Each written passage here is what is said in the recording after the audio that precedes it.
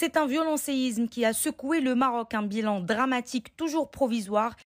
La secousse de magnitude 7 s'est produite exactement à 23h11 et elle a été ressentie dans plusieurs régions du Maroc. L'épicentre a été localisé dans la commune d'Iril, relevant de la province d'El Haouz au sud-ouest de Marrakech. Et c'est là où il y a eu plus de morts et d'énormes dégâts. Il faut savoir qu'il s'agit du tremblement de terre le plus puissant jamais enregistré dans le pays.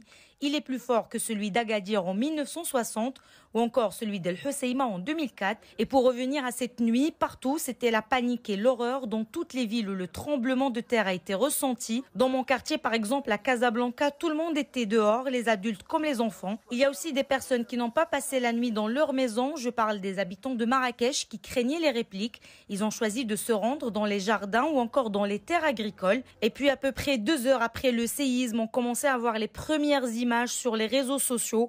On voyait l'ampleur des dégâts, notamment dans les villages proches de Marrakech, des murs et des maisons effondrés et plusieurs blessés retenus sous les décombres. Ces villages les plus touchés sont aussi les plus difficiles d'accès puisque les seules routes pour accéder à ces zones enclavées sont remplies de pierres tombées des montagnes pendant le séisme, ce qui a donc compliqué la tâche des pompiers pendant les premières heures. Ce matin, un appel a été lancé à l'ensemble des habitants de Marrakech pour qu'ils fassent un don du sang car les blessés sont dans le besoin actuel.